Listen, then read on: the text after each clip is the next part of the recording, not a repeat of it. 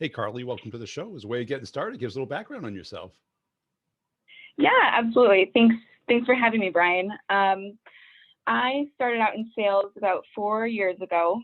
I started at Memory Blue, which I don't know if you're familiar with Memory Blue or not, but they're basically a breeding ground for inside sales professionals.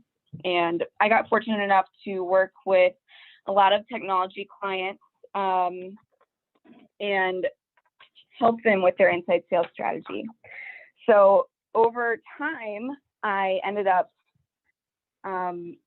building a lot of really close relationships with those technology clients before I moved on to my new gig at Element Analytics, where I'm an inside sales rep to work with enterprise industrial companies for data management. So that's a quick synopsis of who I am and what I do.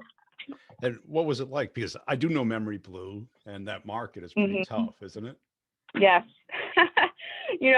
I have such a close and special relationship with Mark and Chris and Tommy and Nimit, who you might know as well. And I wouldn't trade it at all.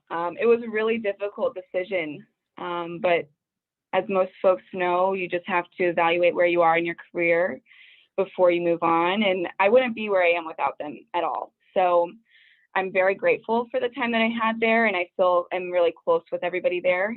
But it was time for a new chapter. I bet. And what was that like getting out of college and then being thrown into that? Because that's kind of the boiler room. Yeah, Right? it really is. It really is. So when I was in college, I went to Virginia Tech and I studied public relations, and I thought I wanted to get into marketing.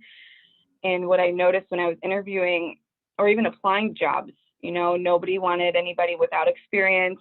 You had to have a year or some change to get a job. And I stumbled across Memory Blue at a career fair. They were the only company I had time to speak with at the career fair, and they gave me a chance. And to be honest, I don't think I realized I was going to be cold calling. I don't have, friends or family in sales. So it was a really new experience for me. But when I was younger, I'm a triplet. So I have two sisters. It was very competitive growing up. And I really found my place at Memory Blue. And, it was a transition for the first few weeks, but it was so much fun. And the environment is very competitive. And that's something that I carry with me today. And was it awkward at first? Because you'd never done it before. You never knew anybody who'd done it before. It was awkward. I remember the first guy that answered the phone. I remember his name. I remember exactly how confused he was when I called him, because I was equally as confused. Someone picked up. Yeah, exactly. And over time, you get used to that. But it was very uncomfortable, and something that I had on my desk, and I still think about, whenever I try something new, is get comfortable with the uncomfortable. And I think that holds true in every sales position and a lot of things in life. So. Yeah. And how long did it take you to get used to it? Or did you ever get used to it? I think about 2 months. It's funny. I'm a big people person. I love to talk to people, but talking on the phone was never a thing that I enjoyed. I wasn't the type of person to call home all the time in school. But once I started working at Memory Blue, all I was doing was talking to people on the phone, and now I love it. And especially in the world today, when everything's on Zoom or you're talking on the phone all day long, I think it's great. Cool. And what motivated you to do that? Was it just a job, or did you kind of see it as a Initially, it future? was. Yeah, initially it was just a job. The way it's set up from the sales rep side is you sign on for 15 months. You're going to get put in front of technology clients and hopefully land a job. But at first, that was my thought. I was going to land a job. I had a few offers from my clients, and they weren't really clients I was passionate about. And I think you do have to be passionate, to sell. So I ended up moving up onto Tommy's team, and that's where I stayed for the next 3 years. And that's where I started to develop my career path, and sales is absolutely going to be that path. You know, I think a lot of people in sales reap the benefits of that kind of lifestyle and working your own type of schedule, you know, if that makes sense. And as somebody that, I'm a big planner, I think about the future all the time, and I'm trying to evaluate where I'll be constantly in the next 5 years and so on. And I think sales aligns really nicely with that plan. So, And I'm sure you saw a lot of people wash out, because I gotta believe mm-hmm. it's a kind of a high churn type of thing, because Yeah. certainly it's a generational thing too, because people today Mm-hmm. text, they don't chat on the phone, or they might chat Yeah, on FaceTime. exactly. Yeah, the role is definitely high churn. You know, Memory Blue is better about it than most companies, just because I studied it so much, and I'm sure you have too. It's like 30-40%. And I don't think our numbers were that high, but it was always weird when, the person next to you is like no longer there. And it wasn't just because they left. It could be that they were hired, but it gets in your head sometimes. But I think as long as you have the right mindset, whether it's at Memory Blue or wherever, and you keep your own goals in mind, then it'll work out for the best. But I think that's where most people struggle. They don't know what their goals are. And so they don't know what they're working towards. And then they're like, oh my gosh, this is so monotonous. I can't stand it. Prospects are mean. And then they turn out, and some move on to different companies where they'll kind of flutter for the next few years. And others just get out of sales. And I think it's a good thing that they recognize their skill set that might not be for a position. Yeah, it's definitely not for everybody. And a lot of people probably do it because it is a job. Mm-hmm. Right. How hard can it be? Right. Exactly. And then they get their first hang up, and then they're like, mm-hmm. oh, right. And it's, because I remember doing it, Mm-hmm. and it's hard. Yeah. Well, what did you see funny. as the right mindset? Determination is one. And like I said, setting goals for yourself. I didn't realize this probably until a year in, and it was easy for me to tie my work goals with my personal financial goals. And so when I could see, oh, I'm going to buy this car, or oh, I want to buy this house, then I could work X amount at work and get there. And some people don't do that. And at first it was more just determination and competitiveness. I want to be number one. Just from being in sports and having my two sisters, like that was just always instilled in me. And a lot of people, I think, at Memory Blue and even the guys that I work with now, they were athletes and they have that mindset too. So I think that's a big part. At least it was for me. Yeah, the competitiveness. But how about being good on the phone? The competitiveness gets you to do it. Yes, that's true. Being good on the phones. Always being able to self-reflect and take criticism when you don't want to hear it, which is not easy. Definitely not easy for me. But that was just something that's kind of beaten into your brain at Memory Blue. Like you didn't have the choice. And now I'm doing call evals with like my new team, and my boss thinks it's fascinating that we're willing to self-reflect and have the self-awareness of what could be better and what went wrong and how we could continue to improve. And that holds true for even like closing calls, when you think you know everything, and then you go back and listen to the call and you're like, oh my goodness, that was terrible. But you use it as a learning opportunity to better yourself. And what did that look like? Did you have a pre-call checklist or a flow that you looked at, or workflow of the call? So for cold calling, I do. I'm an overthinker, so I try to map out every scenario in my head, and especially as you're ramping. And I do this now in my new position. I try to have every scenario mapped out, which is not always the case, but at least I have some direction. And then for my closing calls, I always thought about what will Mark or Tommy or my new boss, Steve, what will they ask me when I get off the call about the prospect's problems? And that taught me to be really curious. And that's also something that I always struggled with, is just being curious and not overly assumptive. So when I think about what Tommy's going to ask or what Steve's going to ask, that helps me kind of map out exactly what I need to get out of that call. And so I know what those answers are going to be when I hang up the phone, hopefully. And what sport did you play? Basketball. Okay. So you had a coach. It was a team Mm-hmm. sport. You got a lot of feedback. Mm-hmm. And that helped, right? That kind of mindset. Yeah. I think back to basketball in high school. I had this, my team wasn't very good, to be honest. My team was terrible. So it makes you be a little bit more driven within. Like, I felt like I had to carry the team on my back.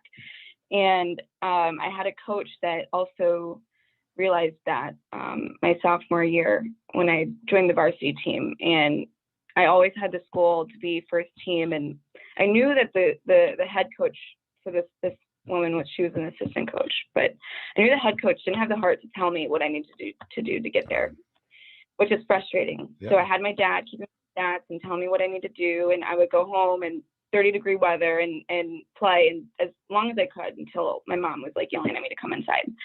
And then when I got this new coach, she was working with me after practice and telling me very bluntly what I needed to do. And I was able to reach my goals at the end of my senior season. And, if I had that coaching 3 years prior, my future would have looked a lot different. And that's something I always think about. And same with sales. I was the last person to leave the office. I would stay in the office until like 10 o'clock. I remember days 10 o'clock was not a big deal. 1 o'clock in the morning, not a big deal. Because I knew I had a number to hit. And I knew that I wanted to be number one. And the month doesn't wait for anybody. So I'm not going to hit your quota. There's no pause. No time out in sales. No. And some people on my team now, they're like, why are you working so late? Because they're all West Coast. And so my calls will be later in the day. And I'm like, this is normal. And if anything, I feel like I'm getting a break because I don't have to drive home after working till 7 p.m. I'm already home. Save all that money on rent. Yeah, exactly. And what did competitiveness mean to you? Was it getting the most meetings, making the most money? It wasn't on activity, was it? No, it's not about activity to me. For me, it's about becoming predictable so I can predict how much money I'm going to make in 2021 and what do I need to do to get there. I don't really care about how many dials I need to make. I think it's all about strategy. Yeah. And that's something I learned on Tommy's team and I'm doing now. So it's being number one on my team. And this is bad to say, but also being better than my sisters, even though my sisters are doing extraordinarily well. It's just one of those things that hasn't left me since childhood, and we're all the same. And my mom's like, why do you guys still compete? You guys are 25, 26 years old. And I'm like, Mom, we just can't get out of it. It's just one of those things. Well, as long as it's friendly competition, it's good. Oh, absolutely. Yeah. Absolutely. Haley's in the Marines, and she could beat me. She could beat me up probably, but she could beat me in a race. She could beat me in a physical competition. And there's some things that I do that she wouldn't even imagine doing. Like, she was here over Christmas, and she stayed at my house, and I was cold calling because I had to. And she's like, I can't believe that you're calling 100 people and they answer the phone and they talk to you. I'm like, well, that's just part of the job. And then my other sister, she's an engineer, and her way of thinking is a lot different. It's a little bit more logical, whereas I'm more creative, I guess you could say. So it's all fun and games. It's not like, we're beating each other up literally, but it's a lot of fun. And that's I think where a lot of my drive comes from. And I think that's important in sales. So, and I like the idea that you weren't focused solely on the activity. you know, Yeah, because so many of the appointment stuff is activity based, but that doesn't get the appointment. That gets you just sure. busy. Sure, yeah. And what was your process as far as becoming better at getting the meeting? Was it So, questions, research? yeah, I think it's a combination of a lot of things. So, like 2 years ago, 2.5 years ago, I'd started on Tommy's team, right? And I was new. I was pulled into a few different roles, so I wasn't sure if I was going to like it or not. But once I got into the role that I was supposed to be in, I was like, oh, wait, I can't be number two. I need to figure this out. So fortunately, the month or two prior, I'd spent a lot of time analyzing the types of companies that we worked with and the types of buyers. I did not want to waste my time. I didn't want to waste my closers' time with people that couldn't buy or even influence a deal. So I was just shooting for the stars. I wanted to talk to the highest people I could get on the phone or get to respond. And my game really wasn't dialing. It was strategic emails. And I was occurring 20 to 30 outbound meetings a month for like nine months straight, or not 9 months, like 6 months straight before I got promoted to being a closer. And when I started closing, same story. I didn't want to spend all day dialing and have 3 people pick up the phone. You know, I had to be really creative. And Yep. so I started using my network. I started looking back at the people I sold to before and finding where they went. And then when I moved into the enterprise position at Memory Blue, right before I left, you know, Mark and Tommy wanted me to start mapping out accounts.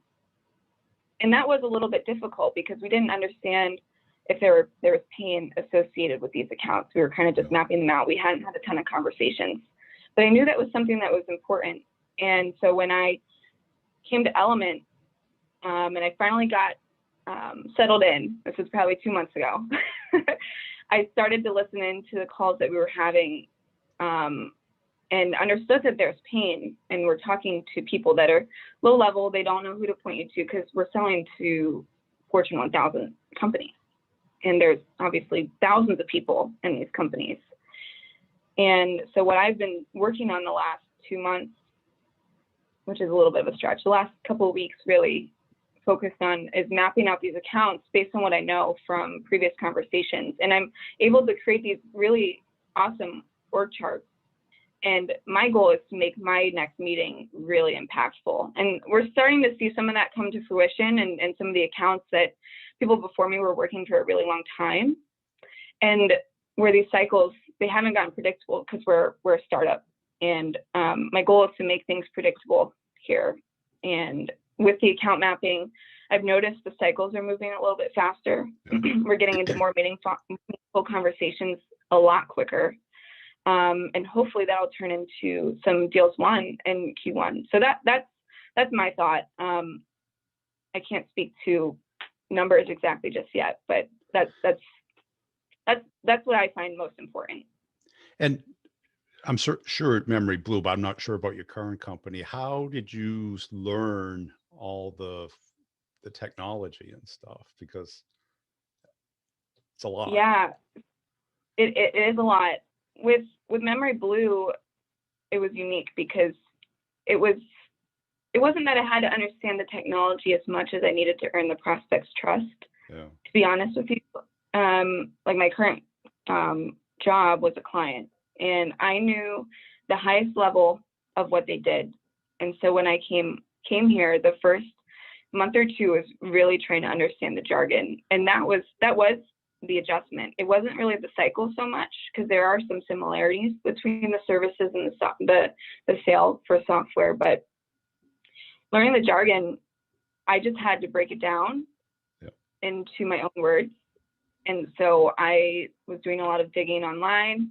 I was reading a lot of different articles that didn't just come from Element. And I was spending a lot of time with my pre-sales people because they all said things differently, and I could pick up different pieces of what things meant. And I remember about a month or so ago, it was right before my 90 days, and I was trying to explain some use cases as to why the folks in my pipeline would buy. And my boss Steve was like, how long have you been here? And I was like, maybe 2.5 months, not that long. And he's like, I thought you've been here a lot longer. But I think part of it was just because I knew from being an SDR years ago for clients, I knew what they were saying when I would call them and spit out a bunch of jargon. They didn't understand it. And then I also didn't understand it. Right. So you have to dumb it down for yourself a little bit. Well, and yeah. over time, it starts to make sense. You have to understand, but they're going to ask a question and then you're going to fall apart. Exactly. Yeah, like, what does that mean? And if you don't know what it means. Mm-hmm. And a lot of companies don't help reps. They give you marketing jargon that Right. doesn't really mean anything. Big data, cloud enabled, right. Digital disruption. It's like, okay, well, so what? Yeah. How do you? It is a lot of fluff. Yeah. Did you try and like come up with like metaphors, like so that this is like something else, so that anyone could understand it? Yes, I created I'm a big Excel person. I don't use it for its intended purposes, but I use it for organizing thought. So I have a jargon tab that has probably 100 different terms, yep. The definition and what it means to me. And that was what I was doing the first 4 weeks, just because I didn't have anything else to do. And I was listening to all these calls and I didn't know what was going on. So I just take a note of something that I heard and then schedule time with my sales engineers to help me understand it better. And now when I watch the demos, I'm like, this is making some sense. Whereas before it was a little bit all over the place. And I feel a lot better and relieved because I was nervous. I'm not going to lie. I was nervous to learn the jargon because there's so much. And I'm not talking to salespeople and marketing people anymore. I'm talking to IT people and operations people. And sometimes operations people don't know what they don't know. So you have to be a little bit more educated. And that's the difference in this sale is I'm educating a lot of people in this nuanced time in their industry. So it has to make sense to me before I can make it make sense to them. And in this new role, I'm not sure, do you have like people that you're competing against? You always have competitors. Do nothing as a competitor, yeah. Right? Yeah, and if I didn't, it would be myself. I would have to compete against myself. I do have a competitor. His name's AJ. He came from Memory Blue too, actually. He was a BDR for this campaign, and he got moved into the inside sales closing position when he got hired by Element. So yeah. It's been fun. He had a leg up on me because he understood the jargon and he'd been doing it for a little bit longer, but he hadn't closed before. So we're learning a lot from each other. He's teaching me the ropes when it comes to the industry, and then I can teach him some of the ropes when it comes to closing. So it's been fun. And I'm competitive as well, and it really is my motive. Because like when I see a competitor do something, it's like having a cup of coffee. I now have a good hour or two of work where I was ready to go to sleep or something. Yeah. Yeah. And it's friendly and it's constructive too. It's not bad. Yeah. And I think today, I think a lot of people look at competitiveness as bad. And I'm like, no, it's good. Do they? I don't know. You should interview Joey Cohen, and he's still at Memory Blue, and he was I made him my target because he had been doing it for a long time, and I had Salesforce reports. I had alerts on what was going on. I was tracking his metrics. I was tracking where he got his deals from. I also learned a lot from him, and I started to use it against him. And we always would joke, if COVID didn't happen, which a lot of people say, but if COVID didn't happen and we didn't reorg the way that we did at Memory Blue, I was coming for him. I almost got him my first year, and he was nervous. He was very nervous. And he's like, Carly, you're getting a little bit crazy over there. Salesforce reports on what deals I'm closing. And I'm like, well, I want us to be the best. And I was learning from the best at the time, and so you were my milestone, my marker, if you will. Right. And it was fun. And he thought it was fun too. Of course it was friendly and we weren't hostile or anything. We're still really close friends, but it was just one of those things, if other people on my team, were not competing with me, I had to find another competitor, and that was Joey. And when you see reps that aren't competitive, Mm-hmm. when I was a manager, it's like if somebody lost and they said, yeah, you win some, you lose some. I was like, not on my team. Yeah, I know. That's why I couldn't be a manager, at least not at this point in my life. I'm too selfish, and that doesn't click with me. I don't understand. But if that's the way people are, you can't change them. And I learned that through mentoring people too. And it was fun mentoring them, but you can't force somebody to do something that they don't want to do, or be. And Right. competitiveness is And I think it's one of the thing.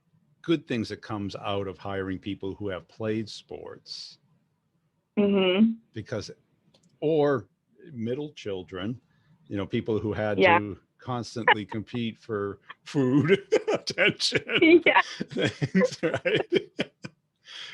That's what. Mm-hmm. And too many people come out of school feeling a little entitled that there should be a career waiting. I just put 4 years and a ton of money, and where's my career?